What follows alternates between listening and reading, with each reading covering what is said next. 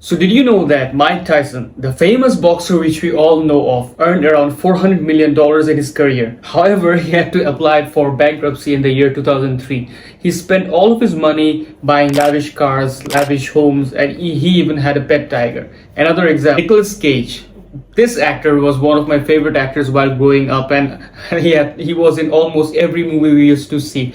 And this actor earned from over $150 million throughout his career. But right now, he had to sell most of his assets and he is in debt for a long period of time. So Nicolas Cage spent most of his money acquiring lavish houses, lavish cars, and he even bought a private island. So what is most common between Nicolas Cage and Mike Tyson? Well, both of these individuals learned how to acquire money, but none of them knew how to keep or manage the money which they earned. In this video, I'm going to talk about 5 ways in which you should learn how to manage your money in order to live a more fruitful and meaningful life which will be free of financial debt. And stay tuned till the end of this video as I'm going to give you a bonus tip in how you should manage your money. Number 1, create an emergency fund. Allocate at least 15% of your monthly income into this emergency fund in order to tackle any sort of financial expenses or burden in the future.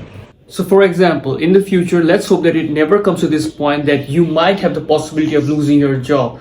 And maybe you need to buy a new laptop in order to be successful at your job, or there can be any kind of medical emergencies in the future. So in order to tackle these situations, it will be best for you if you have an emergency fund. It will help you manage the stress of these financial problems which you will be going through, and experts suggest that you should have at least 3 to 6 months of emergency fund allocated.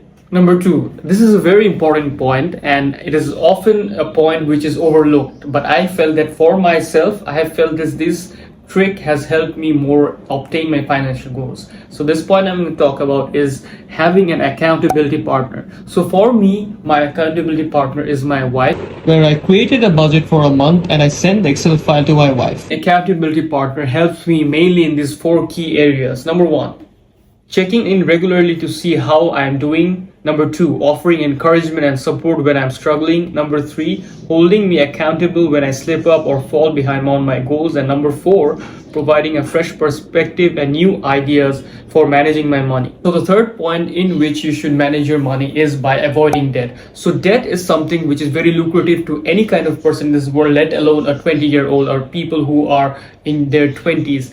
Debt, such as being in terms of credit card, in terms of any sort of loans, will create additional amount of burden for you in the future. So you should be really aware of taking debt and buying things which are expensive or things which will give you instant gratification. Why is it essentially so important to avoid debt? It is important to avoid debt because when you go into debt, you're essentially borrowing money from the future and committing to paying it back with interest. This can be a very difficult cycle to break, especially when you're struggling to make your ends meet. The fourth point which we're going to talk about is investing. Now, investment is a particular aspect which I have talked about in my previous videos and in my regular life. I always bring this topic up, and I believe this is such an important skill which anyone should follow. Importantly, essentially, if you are in your 20s. Now, let me give you an example of Warren Buffett. Now, Warren Buffett, he is one of the most prominent known figures in this world, as he's one of the most richest men in this world. Now, what makes Warren Buffett so special? Warren Buffett does not acquire the most amount of return through his investments, but the thing which sets him apart is that he has been investing for more than 70 years. So his wealth has been accumulated for a long period of time, which is why you should understand the importance of investing. So if you're starting out, start investing by as little as you can. Set aside 5% of your monthly income in this investment. You can invest in stocks, you can invest in the S&P 500, which has an annual rate of return of around 10 to 11% per year. You can get started with it easily, and I believe this habit of yours will allow you to manage your money better. So why do I love the concept of investing so much? It is particularly because it allows anyone to understand the purpose of compounding. So anyone can be a daytime investor, but I particularly want people to invest for a long term. So when you're investing for a long term, you acquire skills such as learning how to manage risk, learning how to do research, and learning how you should acquire wealth for a long period of time, which is an essential skill if you want to thrive in this world and be successful in the long term, like Warren Buffett. So the fifth point which I'm going to talk about is another very important point, which is living below your means. So the examples which I've talked with you about in the other examples, such as Nicolas Cage, like a Mike Tyson, these people, and there are so many other examples of different celebrities who have gone bankrupt as they did not know how to live below their means, and they lived in order to impress other people. So if you're thinking to spend money to live a luxurious life and spend as much as you can, you are doomed in the future.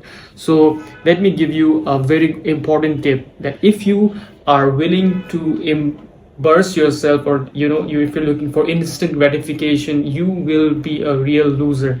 And do me a favor, that whenever you're thinking of buying an expensive item, think about it for at least 1 week, and then come back to this thought after 1 week, and you assess whether you really need to buy that. So the thing which is most prevalent in the human brains, and we often tend to do this thing, is that when we think about something for 1 week and we resist ourselves from an impulse purchases, in the end we do act rationally, and we assess that in the long term buying this will detriment our financial goals. So this brings to an end of our topic on 5 ways in which you should manage your money.